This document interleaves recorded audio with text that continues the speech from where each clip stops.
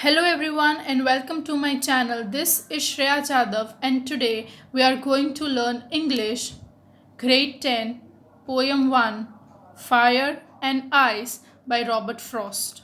So let us know something about the author. Robert Frost was an American poet. Frost frequently wrote about settings from rural life, that is village or country life.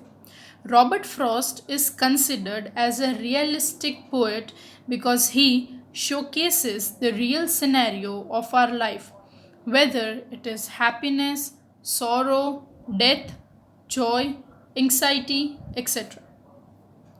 So let us begin with the reading of the poem. Some say the world will end in fire, some say in ice.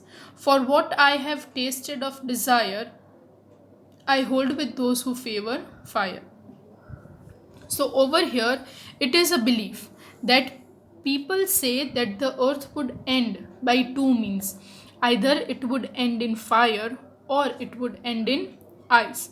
But the poet is telling that if I am supposed to decide, then I would prefer or I would favor that the earth should be defeated or should die with fire. What are its reason?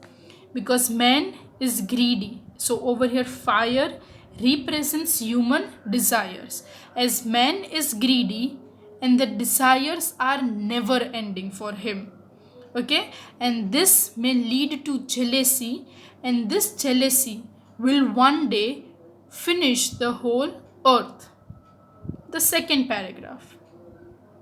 But if it had to perish twice, means if the earth is supposed to die twice, I think I know enough of hate to say that for destruction, ice is also great and would suffice. So, over here, now the poet is telling, I know sufficient about hatred, and if the earth is going to die twice, I would favor the ice. Because over here, ice represents hatred.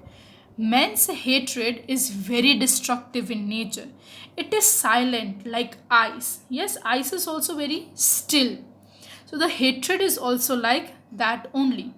Hate and ice freezes each and everything. The hatred also freezes the human emotions that love towards each other. So over here, ice and hatred are compared. And over here, the emotions of the people will also come to an end. And this destruction of ice will destroy the whole world. So I hope you have understood the meaning of the poem. The poetries are really very short enough, but the meaning over here is life teaching things which we are supposed to learn. So now let us go through the figures of speech. First one. Some say the world will end in fire. The first one is alliteration. Over here, consonant sound S and W is repeated in the words some and say, world and will. So this becomes alliteration. Metaphor. Over here, indirect comparison is being made between fire and desire. Metonymy. Over here, the word fire represents desire. So this becomes a metonymy.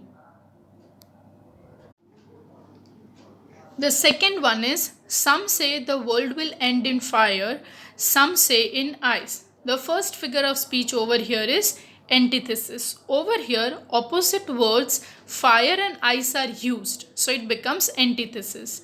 The next one is repetition. Over here, words like some say and in are being repeated, so it becomes repetition. Third one is alliteration.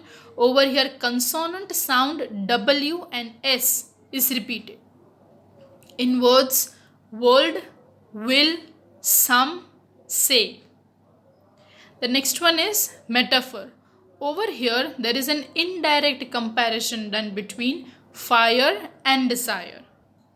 The last one is metonymy. Over here, fire represents desire, which is human desire. Next one is from what I have tasted of desire. Metaphor, because over here there is indirect comparison between desire and fire. Another one is metonymy. The word desire represents the fire. Fourth figure of speech is I hold with those who favor fire. Over here the figure of speech is metaphor. Here there is indirect comparison between desire and fire. Metonymy, the word desire represents fire. Alliteration. The consonant sound F is repeated in words fire and favor. The fifth one, but if it had to perish twice. Here there is hyperbole. So what does hyperbole means? It is an overstatement. It is not possible that the world would end twice. And if the world is going to end twice, who is going to come to know? We, the human beings, would not be over there. So this is an over exaggerated statement which is put. So this becomes hyperbole. Sixth one, I think I know enough of hate. Here the figure of speech is metonymy. The word hate represents eyes. Repetition. Over here, I is repeated for poetic effect. To say that for destruction, ice is also great and would suffice. Alliteration. The consonant sound S is being repeated in the words suffice and say. Next one is metonymy. Over here the word eyes represents hate, so this becomes metonymy.